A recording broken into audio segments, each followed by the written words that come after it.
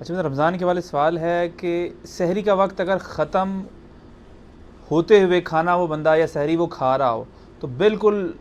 جب ختم ہو جائے تو اذان وقت ختم ہو جائے سحری کا تو بالکل اسی وقت چھوڑ دے یا اگر 2-4 نوالے باقی ہوں تو اس کو مکمل کر لینا چاہیے؟ دیکھیں میرا ایک یوٹیوب پہ کلپ ہے ساری اور افطاری کے مسائل کے اوپر نا، میں نے 4 لیکچر دیے ہیں، کم از کم وہ 6-7 گھنٹے کی ڈیوریشن ہے، رمضان کے سارے مسائل کور کیے ہیں، مسئلہ 53A B C D اسی میں سے کلپ ہے۔ یہ ابو داؤد میں حدیث ہے کہ نبی علیہ السلام نے فرمایا کہ جو شخص لیٹ اٹھائے،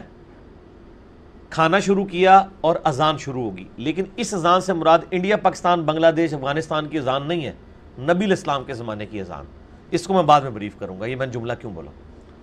تو اس کے ہاتھ میں جو برتن ہے جلدی جلدی اس میں سے اپنی ضرورت پوری کر لے۔ نبی علیہ السلام کی اذان کیوں ہے؟ بخاری مسلم میں حدیث ہے کہ حضرت بلال اذان دیتے تھے سحری پہ اٹھانے کے لیے، اور عبداللہ ابن ام مکتوم اذان دیتے تھے جیسے ہی وہ پو پھوٹتی تھی، طلوع فجر کی، طلوع آفتاب نہیں، طلوع فجر، صبح صادق، ختم سحری۔ وہ نابینا تھے، وہ دیکھ تو سکتے نہیں تھے، ان کو کوئی بتاتا تھا، وہ ایک بندے کی ڈیوٹی لگی ہوتی تھی، اس وقت تو ذرا گھڑیاں کوئی نہیں تھی، اب تو ہم بہت بہترین ایکوریٹ کیلکولیشن کر سکتے ہیں صحیح مسلم پرو کے ذریعے اور باقی چیزوں کے ذریعے۔ تو عبداللہ ابن مکتوم فوراً اذان دے دیتے تھے، وہ اذان کا مطلب ہوتا تھا کہ پرو مسلم کا الارم بول پڑا ہے، ایگزیکٹ 7:06 پہ روزہ کھل رہا ہے تو 7:06 پہ ہی وہ اذان ہوتی تھی، آپ والی نہیں کہ ایک 7:01 پہ دے رہا ہے دوسرا 7:15 پہ دے رہا ہے۔ یا ختم سحری میں ایک بندہ کہہ رہا ہے یار نماز تو 4 بجے ہے نا، ختم سحری تو ہو رہی ہے 3:25 پہ، اور چلو یار 3:35 اذان دے دیں گے۔ اذان ختم سحری کے لیے آج کل نہیں ہوتی، اذان ہوتی ہے نماز فجر کے لیے، اس زمانے میں ختم سحری کے لیے اذان ہوتی تھی، وہ اذانیں اور تھیں، آج کی اذانیں اور ہیں۔ یا آج سعودیہ میں جو اذانیں ہوتی ہیں نا وہ واقعی وہ والی اذان نہیں ہے، وہ تو گھڑی پہ ایسے لے کے بیٹھے ہوتے ہیں، جو ایسے ہی وہ جناب ٹائم ہوا اذان شروع کر دیتے ہیں۔ ہمارے پاکستان میں ایسا نہیں ہوتا کہ ایگزیکٹ وہ ٹائم ہو ختم سحری کا اذان شروع ہو جائے، یہاں تو 10-15 منٹ تک اذانیں ہوتی رہتی ہیں، تو پھر تو آپ سرکار اذانوں کے الارم کے اوپر اٹھے 15 منٹ کھانے پینے رہو، یہ تو غلط ہے، یہ تماشا بنایا۔ اور کئی لوگوں کو تو میں نے دیکھا خصوصاً اہل حدیث کے اندر سحری کر کے بیٹھ جاتے ہیں، اذانیں شروع ہوتی کہتے ہیں جلدی جلدی پانی پی لو پانی پی لو، روزہ ہی نہیں ہوگا۔ اور دوسری طرف حنفیوں کی ایکسٹریم ہے کہ وہ کہتے ہیں نہیں یہ حدیث تو ہے لیکن ہم اس پہ عمل نہیں کریں گے، وہ بھی غلط ہے۔ وہ ایک آسانی دین میں دی گئی ہے، جیسا کہ بخاری مسلم میں حدیث ہے جس نے طلوع فجر سے پہلے 1 رکعت پا لی اس نے پوری نماز پا لی، جس نے غروب آفتاب سے پہلے 1 رکعت عصر کی پا لی پوری نماز پڑھ لی۔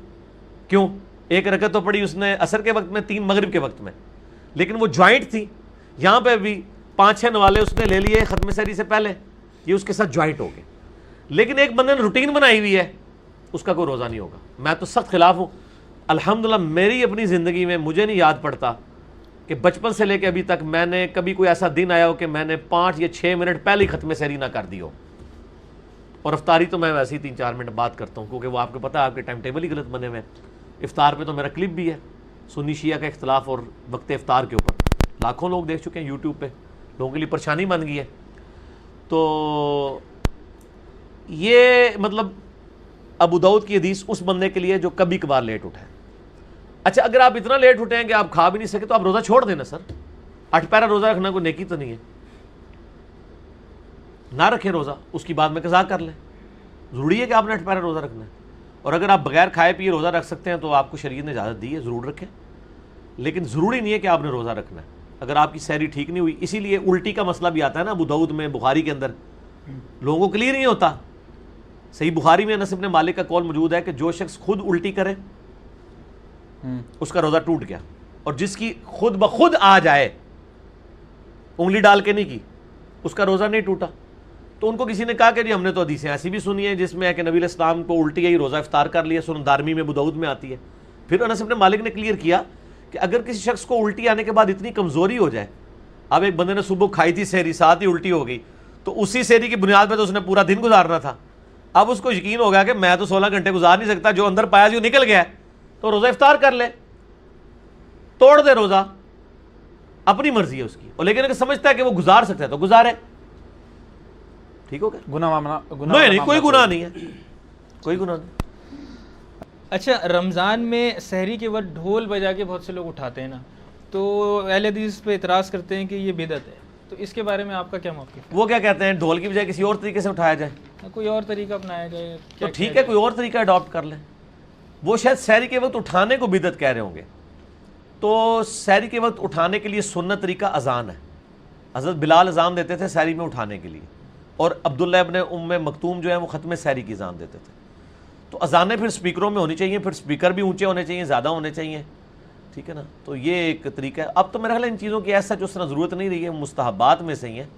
اب تو الارم لگا کے اٹھا لیتے ہیں. باقی کلچرل کسی علاقے میں اگر کوئی دروازہ کھٹکھٹا کے یہ کر لیتا ہے, اس کو کلچرل ایکٹیویٹی رہنا چاہیے, اس کو بدعت کا فتویٰ نہیں لگانا چاہیے.